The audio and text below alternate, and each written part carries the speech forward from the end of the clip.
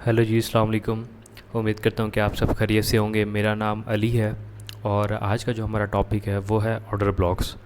Order block होता क्या है, इसकी डेफिनेशन क्या है, इसकी आइडेंटिफिकेशन क्या है, मतलब इसकी कौन से रूल्स होते हैं जिनको देख के आप ये पहचान सकते हैं कि ये ऑर्डर ब्लॉक है या फिर ये ऑर्डर ब्लॉक नहीं है। वैलिड ऑर्डर ब्लॉक कौन से होते हैं और किन ऑर्डर ब्लॉक्स पे हमें ट्रेड करनी चाहिए। तो ये सारे टॉपिक्स जो हैं वो आज की वीडियो में हम कवर करेंगे। सबसे पहले मैं आपको ऑर्डर ब्लॉक्स की डेफिनेशन दे देता हूँ कि ऑर्डर ब्लॉक होता क्या है। बेसिकली वो एरिया जहाँ से मार्केट रैपिडली मूव करती है, जहाँ से एक इम्पल्स वेव लगाती है, उसको हम एसएमसी की ज़ुबान में स्मार्ट मनी कंसेप्ट का ये कंसेप्ट है, उसको हम ऑर्डर ब्लॉक कहते हैं। कि वहाँ पे काफ़ी सारे ऑर्डर्स हैं, लिमिट्स हैं, इंस्टीट्यूशंस की लिमिट्स हैं, और वहाँ पे जब मार्केट वापस आएगी तो वहाँ से हमें दोबारा बाइंग देखने को मिलेगी। तो ऑर्डर ब्लॉक ये होता है। अच्छा, इसकी जो पहचान है वो कैसे है। जो हमारा बुलिश ऑर्डर ब्लॉक होता है वो इस तरह होता है कि हमारी लास्ट जो कैंडल होती है रेड कैंडल होती है। ठीक है, ये हमारी एक रेड कैंडल है। इसके बाद एक ग्रीन कैंडल बनती है जो कि इसको इनगल्फ कर लेती है। ठीक है, इनगल्फ कर लेती है इस तरह से। अब इस ग्रीन कैंडल ने इस रेड कैंडल को इनगल्फ कर लिया, और उसके बाद सिर्फ यही नहीं, उसके बाद हमें एक इम्पल्स वेव देखने को मिलती है, मतलब कि मार्केट रैपिडली मूव करती है इस तरह से, गैप्स छोड़ती हुई जाती है। एफ जिसे कहते हैं फेयर वैल्यू गैप, इसका भी एक कंसेप्ट है, मैं आपको ब्रीफ कर देता हूँ थोड़ा सा, इस पर भी मैं अलग वीडियो बना दूँगा। ऑर्डर ब्लॉक बनने के बाद मार्केट रैपिडली मूव करती है और गैप्स छोड़ती हुई जाती है, एफ बनाती हुई जाती है, एक इम्पल्स वेव लगती है, जिससे हमें ये ज़ाहिर हो जाता है कि यहाँ पे ये ऑर्डर ब्लॉक था। यहाँ पे काफ़ी सारी बाइंग हुई है, इंस्टीट्यूशनल बाइंग हुई है, और यहाँ से हमें एक वेव देखने को मिली है। और जब मार्केट वापस यहाँ पे आएगी इस तरह से, दोबारा इसको टैप करेगी, तो हमें दोबारा से यहाँ से बाइंग देखने को मिलेगी। ठीक है, तो जो बुलिश ऑर्डर ब्लॉक होता है उसकी डेफिनेशन यही होती है कि पिछली जो रेड कैंडल होती है, सेल की कैंडल होती है, उसको एक बाई की कैंडल इंगल्फ करती है, और उसके बाद हमें एक रैपिड मूव देखने को मिलता है। अच्छा, ये ऑर्डर ब्लॉक की डेफिनेशन हो गई।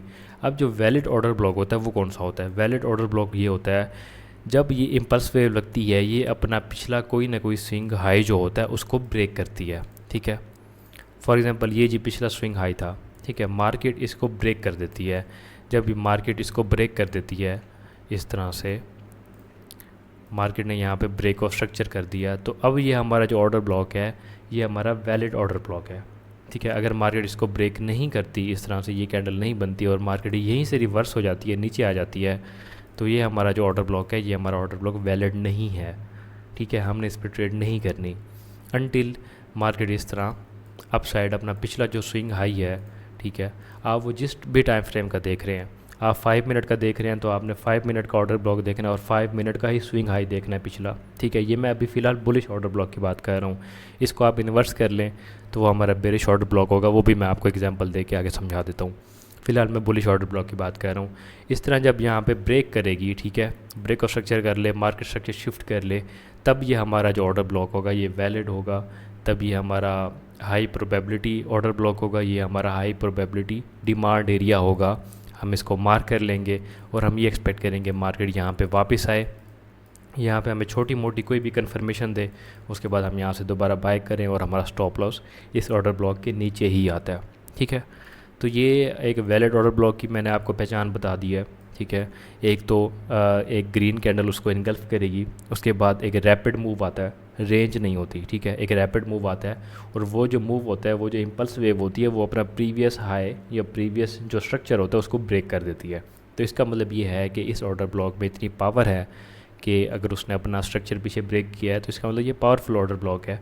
और जब दोबारा मार्केट इसको टैप करेगी तो हम यही एक्सपेक्ट करेंगे कि मार्केट यहीं से हमें एक बाइंग देगी, ये हमारा POI बन जाएगा।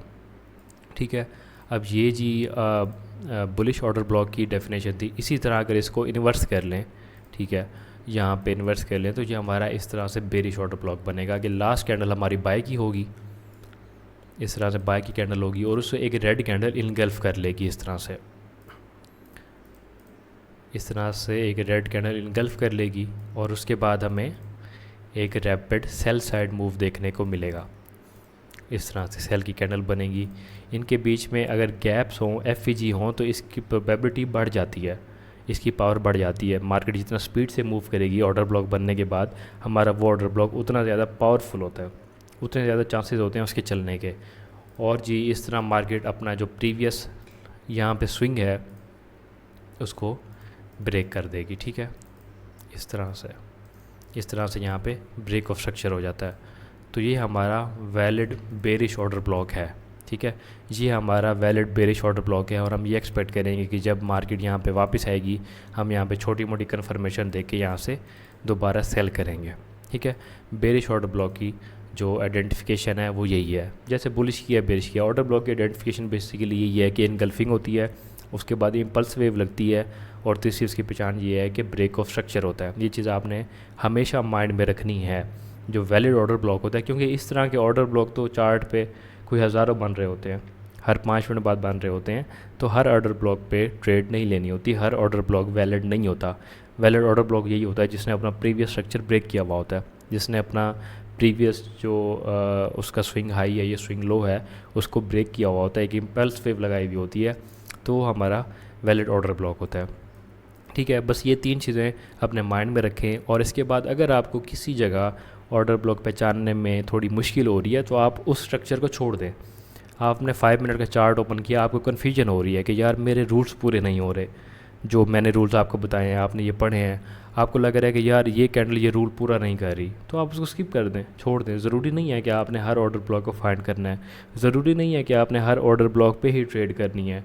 आपने जो पढ़ लिया आपने वैसे का वैसे उसको मार्केट में अप्लाई करना है और ज़बरदस्ती बैठ जाना है कि भाई ये चीज़ मुझे मिले ही मिले। ठीक है, कभी इस तरह का स्ट्रक्चर जो मैं आपको यहाँ पे बना के दिखा रहा हूँ ऐसा नहीं भी मिल रहा होता। ठीक है, मैंने जो आपको ये बना के दिखाया मार्केट में, हो सकता है कि एक दिन आपको ये चीज़ ना मिले, अगले दिन मिल जाए।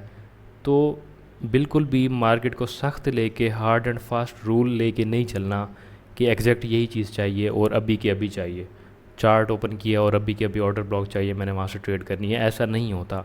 अपने आप को और मार्केट को थोड़ा सा स्पेस देनी चाहिए।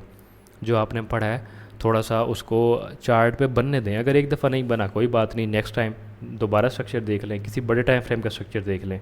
5 मिनट में आपको चीज़ नहीं मिल रही, आप 15 मिनट ओपन कर लें, 1H ओपन कर लें, वहाँ पे आपको कोई ना कोई जोन मिल जाएगा, तो उस पर आप ट्रेड कर लें।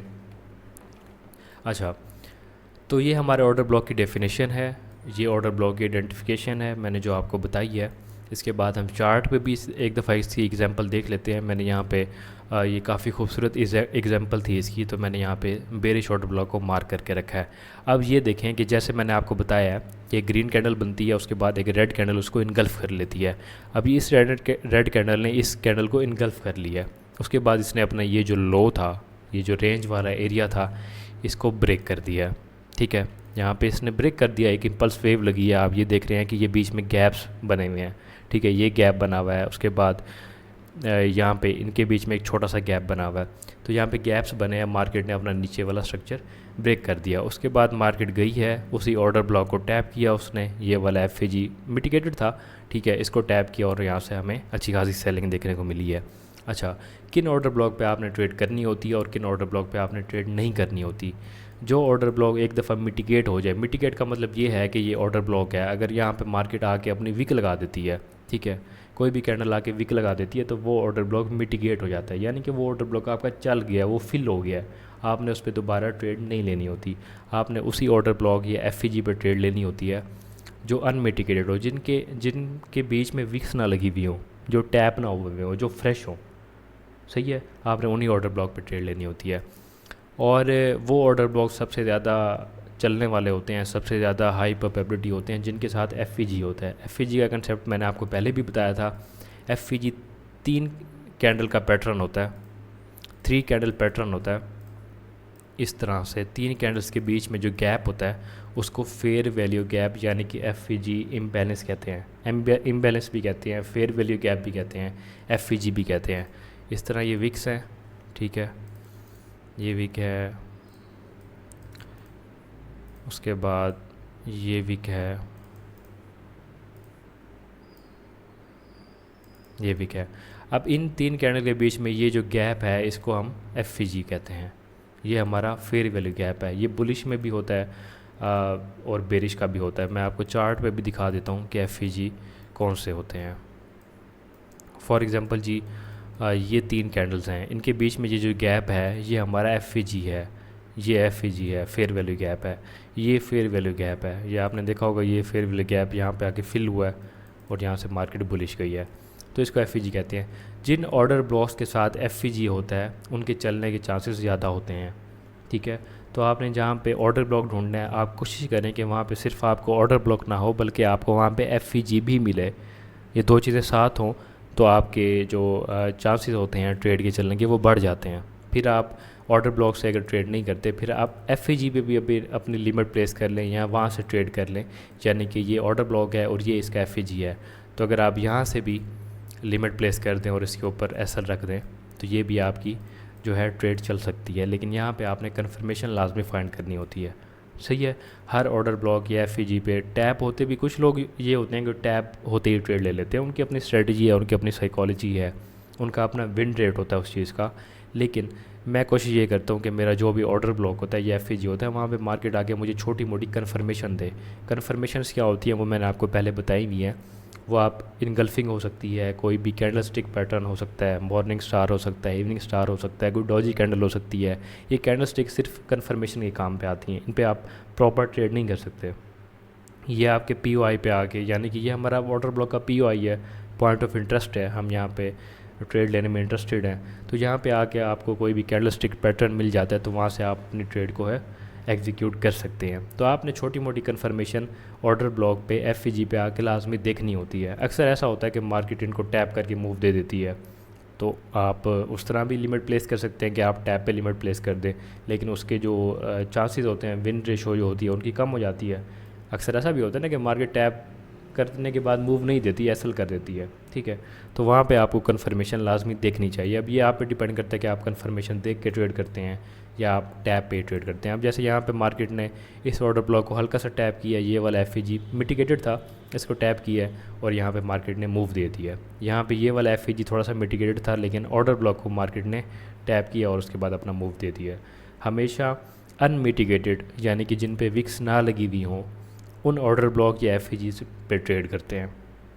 वो ऑर्डर ब्लॉक एफ जिन्होंने इम्पल्स वेव लगाई हुई हो, अपना स्ट्रक्चर ब्रेक किया हुआ हो और वो अनमिटिगेटेड हो, यानी कि उनके अंदर कोई विक्स वगैरह ना लगी हुई हो, आपने हमेशा वहाँ से अपनी जो है ट्रेड है उसको प्लेस करना है। अब मैं आपको एग्जांपल दे देता हूँ।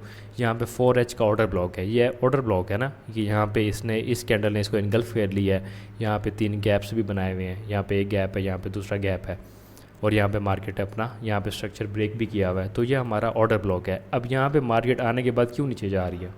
एक तो ये फंडामेंटल रीज़न है इसके नीचे जाने की। होता तो ये ना कि मार्केट इस गैप को टैप करती और यहीं से हमें बाय गिफ्ट देती, ठीक है, लेकिन ऐसा नहीं होता। अब ये इसके गिरने की वजह एक ये भी है कि फंडामेंटल जो वॉर वाली चीज़ें सारी चल रही हैं उसकी वजह से ये गोल्ड नीचे आ रहा है और ऑयल ऊपर जा रहा है, एक ये रीज़न है। दूसरी, यहाँ पे इन्हीं सिचुएशन से बचने के लिए, इस तरह की सिचुएशन बचने के लिए आप यहाँ पे कोई ना कोई कन्फर्मेशन देखें। अब ये हमारा वैसे देखा जाए तो बहुत अच्छा डिमांड एरिया था, सही है। इसी के नीचे इसका एसएल आना था जो कि ये हिट हो चुका है एक तरह का। अब यहीं पे अगर हम कन्फर्मेशन देखें, छोटे टाइम फ्रेम में हम कन्फर्मेशन देख लें या बड़े टाइम फ्रेम में यहाँ पे कोई एक अच्छी सी मोमेंटम कैंडल की कन्फर्मेशन देख लें कि यहाँ पे मोमेंटम कैंडल क्लोज हो जाए तो वहाँ से हम बाय करें, ठीक है। तो ये कन्फर्मेशन होती हैं जो कि देख के ट्रेड लेनी चाहिए। अब ये 4H का ऑर्डर ब्लॉक है। अब यहीं पे अगर ये वाली कैंडल एक अच्छी सी मोमेंटम कैंडल ग्रीन क्लोज हो जाती है, ये नीचे आ रही है ना, अब इसको 3 घंटे 42 मिनट पड़े हैं, यही अगर ये ऊपर जाके एक अच्छी सी मोमेंटम कैंडल क्लोज हो जाती है, इसके नीचे विक होती है, तो ये हमारी कन्फर्मेशन है कि यहाँ पे बायर्स एंटर हो चुके हैं। आप यहीं से ट्रेड प्लेस कर सकते हैं, ठीक है। इसके नीचे एसएल रखें और यहाँ पे 1:1 या 1:2 आप टारगेट कर सकते हैं। तो ये आपका ऑर्डर ब्लॉक जो होगा ये चल जाएगा, ये वैलिड होगा। तो इस तरह ऑर्डर ब्लॉक्स को और एफ को ट्रेड्स की जाती है। कन्फर्मेशन के साथ ट्रेड करनी चाहिए, वो ज़्यादा बेहतर होती है। और बाकी मैंने आपको ऑर्डर ब्लॉक और एफ की डेफिनेशन भी समझा दी है, इसको बहुत ज़्यादा मुश्किल करने की ज़रूरत नहीं है। बस 3 चीज़ें माइंड में रखें, इनगल्फिंग को, ब्रेक ऑफ स्ट्रक्चर को, इम्पल्स वेव को, ठीक है। और चौथी चीज़ ये माइंड में रखें कि वो ऑर्डर ब्लॉक ज़्यादा हेल्दी होते हैं जिनके साथ एफ भी हो, जिनके साथ एफ भी इस तरह बन रहा हो, वो ऑर्डर ब्लॉक ज़्यादा हेल्दी होते हैं। तो ये आपका बहुत अच्छा डिमांड एरिया या POI बन जाता है। उसके बाद मार्केट वहाँ पे आती है। अगर कोई फंडामेंटल सीन नहीं है, अगर यहाँ पे ये फंडामेंटल इशू ना होता तो हमें लाजमी यहाँ से बाइंग देखने को मिलती। और इस सिनेरियो से अवॉइड करने के लिए आप यहाँ पे कोई कन्फर्मेशन दे सकते हैं, आप इस कैंडल का वेट कर सकते हैं। मैं भी इस कैंडल का वेट कर रहा हूँ। अगर ये कैंडल ग्रीन क्लोज हो जाती है तो यहाँ से मैं हल्की फुल्की बाइंग एक्सपेक्ट कर सकता हूँ। साफ ज़ाहिर आप मार्केट ने एक इम्पल्स वेव लगाई है तो उसकी रिट्रेसमेंट भी तो आएगी ना। ऐसा थोड़ी है कि मार्केट ऐसे ही नीचे जाती रहेगी, यहाँ से रिट्रेसमेंट भी आएगी। तो यहाँ पर अगर ग्रीन कैंडल क्लोज होती है तो यहाँ से मैं बाय कर सकता हूँ और 100 पिप्स 200 300 पिप्स में उसको कैप्चर कर सकता हूँ। तो आपने भी ये चीज़ लाजमी अपने माइंड में रखनी है कि कन्फर्मेशन वाली चीज़ भी माइंड में रखें। गोल्ड में वोलेटिलिटी बहुत ज़्यादा होती है, फंडामेंटल बहुत चीज़ें फॉलो करती हैं कि आपका अच्छा खासा सेटअप भी हो तो भी वो इस तरह मार्केट जब ब्लीड होती है तो वो उसको एसएल कर देती है फंडामेंटल इश्यूज़ की वजह से। तो वहाँ पे जो कन्फर्मेशन होती है वो आपको हेल्प आउट करती है इस तरह के ट्रैप से बचने के लिए। आई होप आप लोगों को समझ आ गई होगी, ऑर्डर ब्लॉक की डेफिनेशन भी समझ आ गई होगी। मैंने साथ साथ एफईजी को भी ब्रीफ कर दिया। मैंने आपको इसकी जो हैं आइडेंटिफिकेशन के रूल्स जो हैं वो भी बता दिए हैं और इन पर ट्रेड कैसे करनी होती है मैंने आपको साथ ये भी बता दिया है कि एक एफईजी पे या ऑर्डर ब्लॉक पे ट्रेड कैसे करते हैं, कन्फर्मेशन कैसे देखते हैं। तो आई होप आप लोगों को समझ आ गई होगी। अगर आपके कोई भी क्वेश्चन हो तो आप कमेंट सेक्शन में मेरे से पूछ सकते हैं।